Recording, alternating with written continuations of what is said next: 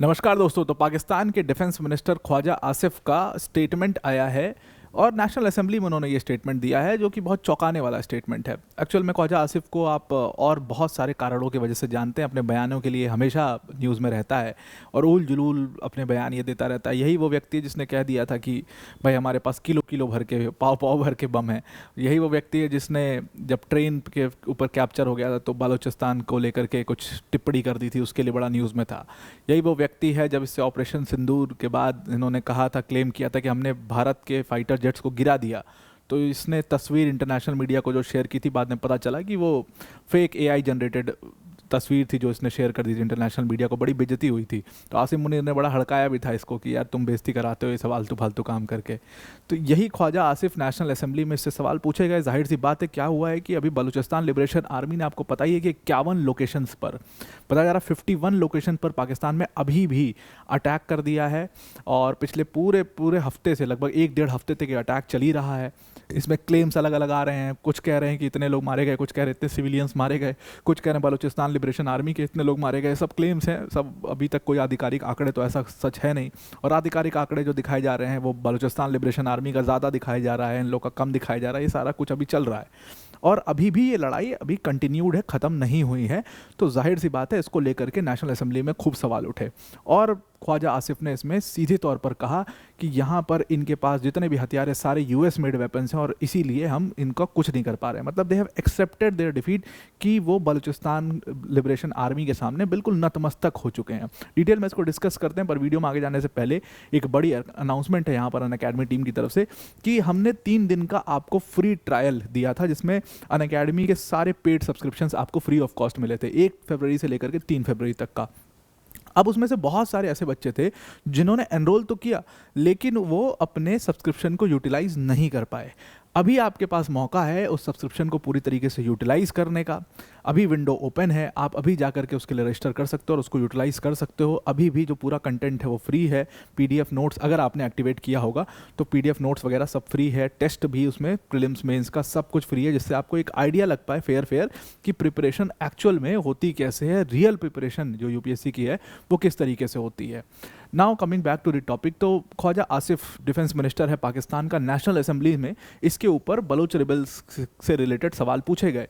उस सवाल का जवाब देते हुए इसने कहा कि भाई इनके पास सारे जितने हथियार हैं बहुत ही एडवांस्ड हथियार हैं, बहुत ही एडवांस अमेरिकन वेपन्स हैं। पूरी प्रिपरेशन के साथ बिल्कुल एकदम एग्जैक्ट लोकेशन पर इन्होंने अटैक किया। देखिए क्या हुआ कि बड़ी बेइज्जती हो गई पाकिस्तान आर्मी की, क्योंकि जब दिखाया गया, जो वीडियो बाहर आई, एक हवा बलोच करके जो बलोच फाइटर थी उनका वीडियो बाहर आता है और वो देखते हैं वो एक विमेन होकर के, और इतनी कम एज की विमेन होकर के पाकिस्तान की आर्मी के ऊपर गोली चला रही है। और पाकिस्तान की आर्मी का जो वीडियो आया वो भागता हुए नज़र आ रहे हैं। पाकिस्तान की पुलिस भाग रही है, आर्मी भाग रही है। तो इससे बड़ी इनकी बेइज्जती हो गई कि यार तुम बलूचिस्तान लिबरेशन आर्मी से नहीं लड़ पा रहे हो, तुम रिबेल्स जिसको कहते हो, सेपरेटिस्ट कहते हो, उनसे लड़ नहीं पा रहे हो, और तुम्हारी आर्मी है। और तो फिर तुम देश की बात करते हो, तुम भारत से पंगा लेते हो, तुम इन दूसरे देशों से पंगा लेने की बात करते हो, तुम यहाँ पर रिबेल्स से नहीं लड़ पा रहे हो अपने देश के। तो ये बेइज्जती जो है ये बहुत ज़्यादा हुई। उसके ऊपर कमेंट देते हुए इसने कहा, नेशनल असेंबली में कहा कि उनके पास जितने वेपन्स हैं वो बहुत ही एडवांस्ड वेपन हैं, अमेरिकन वेपन्स का इस्तेमाल कर रहे हैं। उनके पास नाइट विजन डिवाइसेस हैं, उनके पास जो राइफल्स हैं वो भी अमेरिकन राइफल्स हैं। और उन्होंने कहा कि पाकिस्तान आर्मी के पास इतने एडवांस वेपन्स नहीं हैं, इसीलिए वहाँ पर पाकिस्तान आर्मी रिट्रीट करती हुई आपको दिख रही है, भागती हुई दिख रही है। खैर ये कोई बहुत नई बात नहीं कि पाकिस्तान आर्मी वहाँ से भाग गई है। 93,000 पाकिस्तानी जब अगर सरेंडर कर सकते हैं, पाकिस्तानी सोल्जर सरेंडर कर सकते हो, तो आप समझ सकते हो मतलब 93,000 लोग एक साथ खड़े हों। मुझे नहीं लगता कि मतलब सेना इससे बड़ी और क्या सेना होगी। मतलब पूरा, मतलब इतनी बड़ी सेना खड़े होकर के और सरेंडर कर दे, ऐसी तो बहुत कम आपको, हाईएस्ट आज तक का सरेंडर है, हाईएस्ट नंबर ऑफ सरेंडर है वो 93,000 का है। जहाँ भी कभी भी ऐसा होता है जहाँ सरेंडर वहीं होता है जहाँ पर टुकड़ी बहुत कम होती है और अलग हो जाती है, आइसोलेट हो जाती है, उनको सरेंडर करना पड़ जाता है। सेकेंड वर्ल्ड वॉर में तमाम हमने सरेंडर्स देखे थे हिटलर की तरफ से। हिटलर की फोर्सेस जब रशिया गई थी तो वहाँ पे वो सरेंडर करना पड़ गया था क्योंकि वो अलग थलग पड़ गए थे। ये अपनी टेरिटरी में, अपने देश में ही सरेंडर कर दिया था इन्होंने। ये स्थिति थी 93,000 सैनिकों की पाकिस्तान की। तो ये कोई नई बात नहीं है और इसके पीछे का कारण है because they are not driven by passion. Indian army passion से चलती है, इंडियन आर्मी के पास जुनून है। इनके पास कोई जुनून नहीं, कोई पैशन। They like businessman. ये बिजनेसमैन टाइप के हैं लोग हैं जो इनके जनरल्स वगैरह होते हैं, वो सब बहुत लैविश लाइफ जीते हैं, बहुत आराम मतलब बहुत आराम परस्त ज़िंदगी जीते हैं। तो आर्मी के अंदर भी वो जुनून उस तरीके का नहीं है, इसलिए लोग भागते हुए नज़र आते हैं और बलोच लिबरेशन आर्मी की फीमेल फाइटर्स के सामने ये भाग खड़े हुए। तो उसका जवाब तो इसको देना ही पड़ेगा। उसी का जवाब दे रहा था कि जो पूरी इंसर्जेंसी है इसको अफगानिस्तान सपोर्ट कर रहा है। अब असल में हुआ क्या था कि जब अफगानिस्तान में भी यही स्थिति थी कि तालिबानियों ने जब पूरी अपनी एक लड़ाई लड़ी यूएस से, तो यूएस का अचानक से डिसीजन होता है और फिर वहाँ से यूएस जो है वो पूरे अफगानिस्तान को खाली कर देता है, यूएस वहाँ से बाहर चला जाता है। आनन फानन में इतनी जल्दी में ये सब कुछ हुआ कि यूएस अपने वेपन्स को वहीं अफगानिस्तान में छोड़ देता है जो तालिबानियों के हाथ लग गए थे। तो M4 टाइप की राइफल्स, बहुत महंगी राइफल्स होती हैं, ये राइफल्स हो गई, नाइट विजन गॉगल्स, तमाम गियर्स जो अमेरिकन गियर्स थे वो तालिबानियों के हाथ लग गए। ख्वाजा आसिफ का कहना है कि तालिबानियों ने ही इनको, बलोच रिबल्स को, ये पूरा दिया है। और ये नेशनल असेंबली में उसने कहा कि ये इतना पैसा इनके पास कहाँ से आ रहा है, इतना इनको सपोर्ट कहाँ से मिल रहा है कि ये इतना बड़ा अटैक कर रहे हैं। इन्होंने पिछली बार जफ़र एक्सप्रेस के ऊपर कब्जा कर लिया था पिछले साल, अभी ये 51 लोकेशंस के ऊपर इन्होंने अटैक कर दिया। तो ये सारा पैसा अफगानिस्तान से आ रहा है, अफगानिस्तान इसको फंड कर रहा है और सारा गियर्स भी इनको दे रहा है। इन्होंने कहा कि जो ये पूरी राइफल थी इसकी अकेले की कॉस्ट $2 मिलियन है। उसके अलावा जो ये नाइट विजन गॉगल्स इस्तेमाल कर रहे हैं वो 4,000-5,000 मिलियन डॉलर्स का है, 4,000-5,000 डॉलर्स का वो नाइट विजन गॉगल्स है। इसके अलावा अगर आप पूरे उनके गियर्स का खर्चा निकालो तो $20,000 के करीब पड़ जाता है। मतलब पाकिस्तान के जनरल वो पूरी गियर जो है वो ख़रीदना अफोर्ड नहीं कर सकते, ये इनके पास कहाँ से आ जाता है।